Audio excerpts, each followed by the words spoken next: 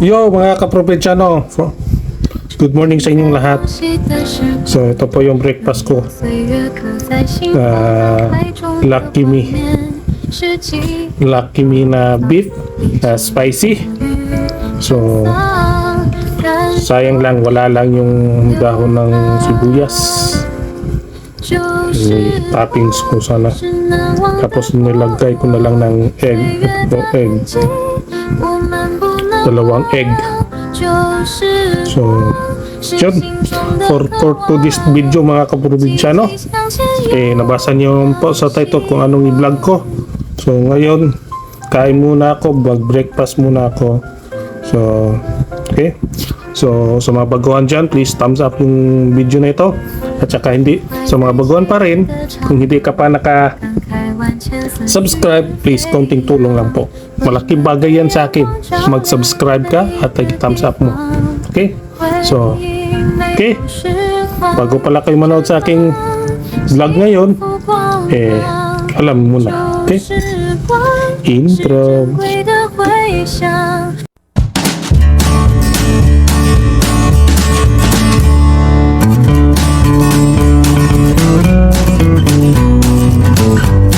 Yan mga probinsyano, nandito ako sa Old Plaza.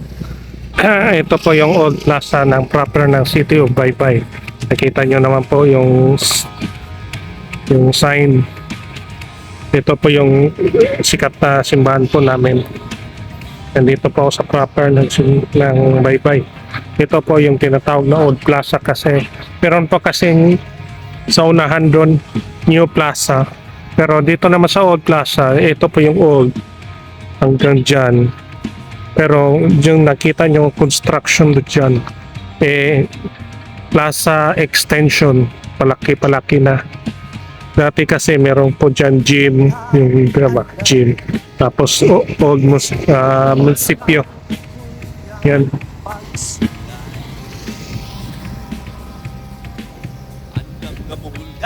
Ito po, wala na ng DB Mart, wala na yan.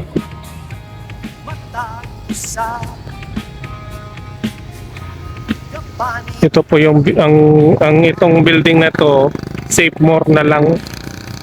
Sa second floor, wala na yan DB Mart. Kasi wala na kasing hindi na gumagana yung aircon. So kaya ang mga tao ayaw nila ng mainit kapag mag-grocery sila o shopping. Ito po yun. Kanina kumakain ako tapos mga kaprobinsyano, especially dito sa City of Baybay, yung nasa malayo, nasa Maynila o sa Cebu, o kung naman sa abroad na matagal na hindi nakauwi sa Baybay, ito na po yung update ng Old Plaza. Dati kasi meron pong stage yan kaso wala na. Pinapangganda na kasi. Yan o. Sayang talaga. Ito po yung napanood nyo yan. Ewan ko tuwing Friday ng gabi o hapon hanggang Sunday meron yung palabas na sine. Ito po yung sine na meron lang sa amin.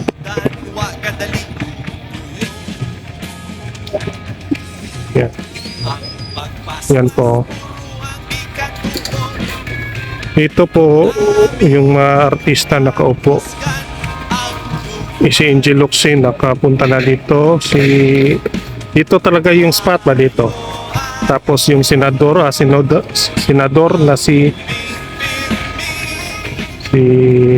Camille Villar. Tapos si VP nandito din last week yata o 2 weeks ago. Dito si VP bumunta lang siya sa Barangay Palumpon. Ito po yung simbahan. Walang araw dyan din ako ikakasal. Ito po yung uso namin, mga skateboard. Yan, extension yan ng plaza.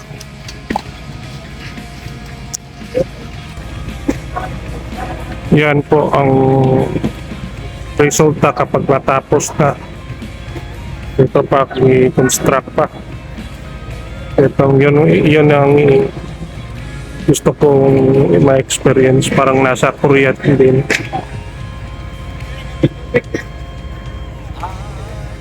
Yan. Walang araw ma-experience ko din yan.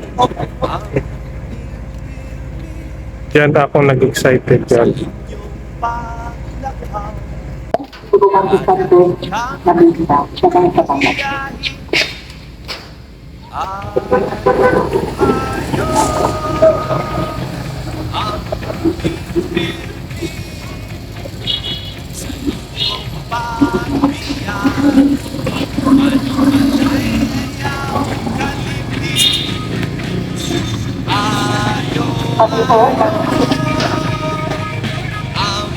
Yan mga probinsyano, dito po ako sa Old Plaza.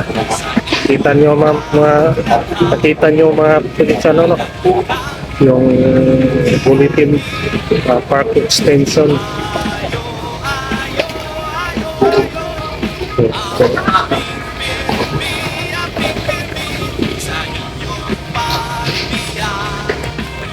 Ito, simbahan. Nasa likod ako, tambay-tambay lang muna mga probinsyano.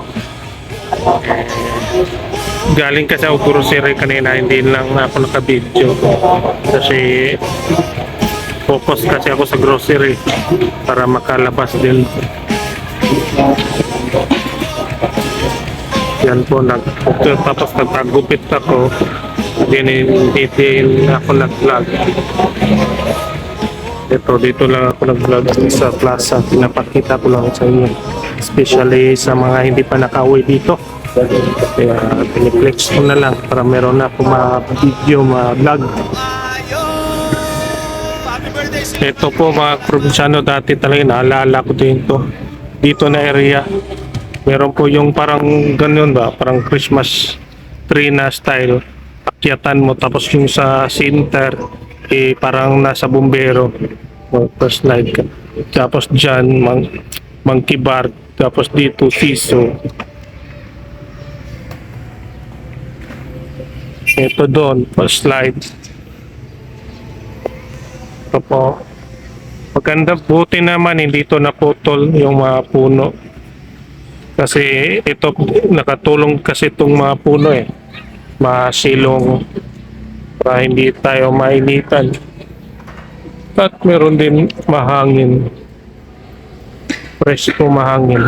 Hindi katulad sa Maynila, pinutol yung mga puno. Yun tuloy yung pag sa pedestrian o sa sidewalk. Mainit kapag maglalakad ka. Dito, kapag tumambay ka, especially sa mainit na araw, merong mahangin. Yan mga probinsyano, hindi pa tapos ang extension park. Yan, abangan po natin yan. Buti hindi nakaputol yung kahoy.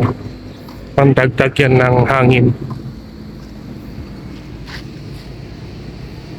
Pauwi na ako mga probinsyano. Ito po yung Save More. Yung second floor, wala na yan. Wala na ang DP Mart. Kasi walang aircon, kaya walang gaano kang customer. Logi-logi. Ito po yung city, Bye-bye City na port. Ito po yung entrance. Tapat lang ng dating DP Mart. Wala na yan DP Mart. Tapos ito po yung terminal. Terminal ng City Bye-bye. Magandang panahon ngayon, kalmado. Yan. Yan po. Hindi ko lang alam kung roble ba yan ng barko or lapu-lapu. Tapos meron pong sikat. Hindi ko na lang nakuna na video kasi dami doon kasi sa kabila merong maraming tao. Hindi pa ako sanay mag-vlog na maraming tao sa paligid. Wait lang. A few moments later. Yun mga kaprobinsyano, tapos na ako pumunta sa proper ng bye-bye namin. So yun po mga probinsyano, pinanood ko po yung aking vlog sarili. So, yun, dito na po nagtatapos ang aking kwentong buhay probinsya. Maraming salamat po at gabi na. So, thank you sa panonood kapag naabutan mo tong video na ito. So, huwag niyong kalimutan i-thumbs up ang video at saka i-subscribe kapag baguhan ka pa lang. So, abangan niyo po ang pagpunta ko muli sa Baybay Plaza, sa plaza na extension. Pinahahaba na nila. Kasi sa kabilang daan kasi pag tumingin ka sa simbahan hindi makita kasi natakpan po ng dating munisipyo at saka dating gym. So ngayon giniba nila tapos matagal na tong giniba. Tapos yun, nakita nyo naman maraming mga construction worker. So pinaayos nila, mabilis ang pagtrabaho nila doon. Mas maganda din. Sana naman yung tinuro ko kanina sa bulletin board yung pang-exercise ba meron din sa public plaza kapag hindi ka pumunta na lang sa gym, meron pong mga basic na pang-exercise parang katulad din sa mga Korea, sa mga matanda. So sana naman meron. So abangan nyo na lang din kapag pumunta ako sa bayan, kapag mag-grocery ako. Okay? Kita-kits. Maraming po salamat sa panonood. At God bless all. Bye-bye. Adios.